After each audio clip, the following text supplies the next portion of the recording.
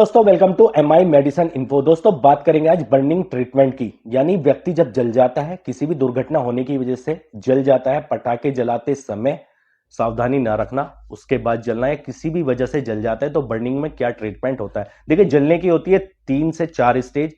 First जो होता है, स्किन पे थोड़ी सी रेडनेस आ जाती है, नॉर्मली जल जाता है तो उसमें इतना इशू नहीं होता। सेकंड में क्या होता है कि अंदर वाली लेयर भी जल जाती है तो वो थोड़ा सा प्रॉब्लम ज्यादा हो जाती है। और थर्ड स्टेज में क्या होता है कि मसल्स भी बाहर आ जाते हैं, यानी मांस भी बाहर आ जाता है, तो उसको थर्ड स्टेज बोलते हैं। और फोर्थ स्टेज में हड्डी भी गल जाती है, यानी हड्डी भी बाहर आ जाती है। तो थर्ड और सेकंड स्टेज में घर पर नहीं रुकना, तुरंत आपको हॉस्पिटल जाना चाहिए, एडमिट होना चाहिए। तो हम बात करेंगे सिर्फ फर्स्ट और सेकंड स्टेज की, जो जल जाते हैं। यानी फर्स्ट स्टेज जो ऊपर की लेयर में बस थोड़ी सी रेडनेस आ जाती है, या फिर सेकंड स्टेज में जो अंदर के सॉफ्ट टिश्यू भी जल जाते हैं, यानी सेकंड लेयर तक भी जल जाता है थोड़ा सा, तो उसके ऊपर हम बात करेंगे। जलने के बाद सबसे पहले आपको क्या करना है कि जलने के बाद आपको ठंडे पानी में, जहां पर भी आपके हाथ जला है या फिर पैर जला है, उसको ठंडे पानी में डाल लेना है, या फिर नल के नीचे अपना हाथ या पैर जो भी जला है उसको 15 से 20 मिनट, आधे घंटे पानी में रखना है। तो सबसे पहले आपको यह काम करना है। उसके बाद आप क्या कर सकते हैं, आप एक नॉर्मल कोई भी क्रीम ले सकते हैं, जैसे सोफ्रामाइसिन।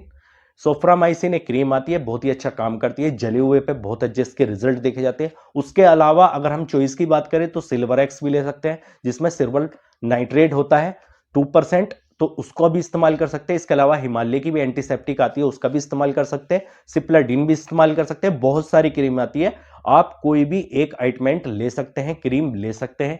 इसके अलावा अगर हम बात करें एंटीबायोटिक्स की, क्योंकि कभी कभी इसमें क्या होता है, एंटीबायोटिक्स की भी जरूरत पड़ती है। जब ज्यादा जल जाता है तो एंटीबायोटिक्स टैबलेट्स खानी पड़ती है, तो उसमें हम एजिथ्रोमाइसिन 500 मिलीग्राम की दिन में एक टैबलेट ले सकते हैं। अगर इसके अलावा किसी टैबलेट की बात करें तो अमोक्सिसाइक्लिन और पोटेशियम कैल्विनेट टैबलेट आती है 625 मिलीग्राम की, मॉक्सिकाइन के नाम से भी आती है। तो सुबह शाम 3 से 4 दिन तक ये भी ले सकते हैं। और अगर इसके अलावा चॉइस की बात करें, अगर यानी बर्निंग अगर कम है, फर्स्ट स्टेज की बर्निंग है, तो उसमें सिफेक्सिम 200 मिलीग्राम की टैबलेट भी ले सकते हैं। तो आप एक सिल्वर एक्स या फिर कोई सी भी एक क्रीम का इस्तेमाल कर सकते हैं। और सुबह शाम एजिथ्रोमाइसिन अगर ले रहे हैं तो दिन में एक बार 4 से 5 दिन तक इसका इस्तेमाल कर सकते हैं। और अगर मॉक्सिकाइन 625 ले रहे हैं तो सुबह शाम 3 से 4 दिन तक ये ट्रीटमेंट ले सकते हैं। और अगर इसमें दर्द ज्यादा है, बहुत ज्यादा तकलीफ है, सूजन आ गई है, दर्द आ गई है, तो आइबुजेसिक प्लस एक टैबलेट ले सकते हैं।